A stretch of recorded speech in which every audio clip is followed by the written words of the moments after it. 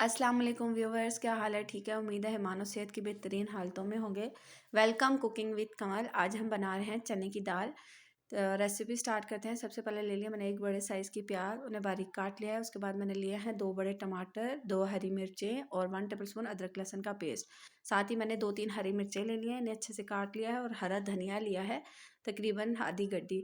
उसके बाद मैंने लिया है 1 टेबलस्पून लाल मिर्च, 1 टेबलस्पून नमक, टीस्पून हल्दी, टीस्पून धनिया, 1 बादियान का फूल, 1 तेज़पत्ता और 1 हाफ़ टी स्पून गरम मसाला। और उसके बाद बादियान का फूल व्यूअर्स मेरा टूटा हुआ है, आपने एक ही बादियान का फूल लेना है। उसके बाद मैंने ले लिया है 1 कप ऑयल। ऑयल मैंने कुकर में ऐड कर दिया है गरम होने के लिए। दरमियानी आंच पे ऑयल गरम करना है और उसके बाद आपने इसमें ऐड कर देनी है प्याज। प्याज आपने ऐड करने के बाद इसको गोल्डन फ्राई होने तक पकाना है। जब तक ये गोल्डन फ्राई ना हो जाए, आपने इसमें साथ-साथ चम्मच चलाते रहना है ताकि ये जल ना जाए।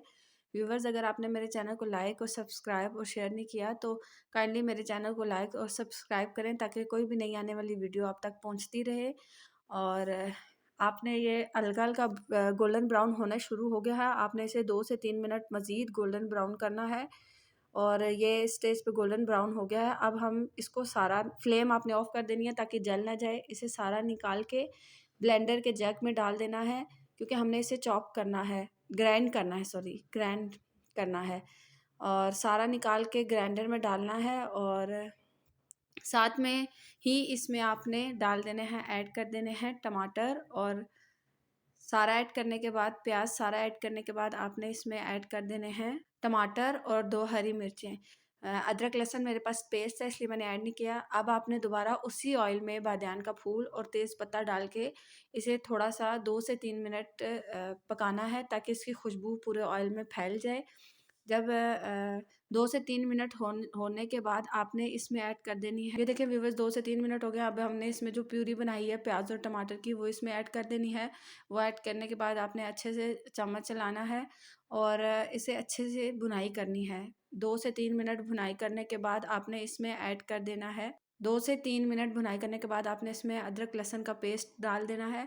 इसे भी अच्छे से मिक्स करना है मसालों के साथ। उसके बाद आपने इसमें ऐड कर देने हैं सारे स्पाइसेस जो मैंने आपको बताए थे। सारे स्पाइसेस ऐड करने के बाद आपने इसे इतने अच्छा भूनना है कि ऑयल जो है वो अलग होना शुरू हो जाए।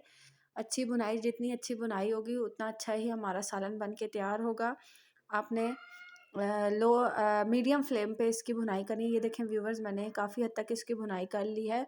भुनाई करने में आपको 10 से 15 मिनट लगेंगे और आपने इतनी भुनाई करनी है कि ऑयल बिल्कुल अलग नज़र आना शुरू हो जाए। उसके बाद आपने इसमें ऐड कर देनी है चने की दाल। चने की दाल मैंने 3 से 4 घंटे पहले भिगोकर रखी हुई थी। आपने 3-4 घंटे पहले भिगोकर रख देनी है। अब हमने इसमें सारी चने की दाल ऐड कर दी है और उसके बाद हम इसकी दोबारा से भुनाई करेंगे 10 मिनट तक, तकरीबन 5 से 10 मिनट। इतनी भुनाई करनी है कि दोबारा जो ऑयल है वो सेपरेट हो जाए। 5 से 10 मिनट, ये देखिए व्यूवर्स, इसकी अच्छे से भुनाई मैंने कर ली है और ऑयल जो है वो एक अलग अलग से नज़र आना शुरू हो गया है। अब आपने इसमें ऐड कर देने हैं 2 बड़े कप पानी। मैंने यहाँ पे 2 बड़े कप पानी के ऐड किए हैं और उसके बाद आपने इसको लगा दे, अच्छे से मिक्स करना है। मिक्स करने के बाद आपने इसको लगा देना है। मिक्स करने के बाद आपने इसे अच्छे से प्रेशर लगा देना है और हमने प्रेशर लगाना है 10 मिनट का।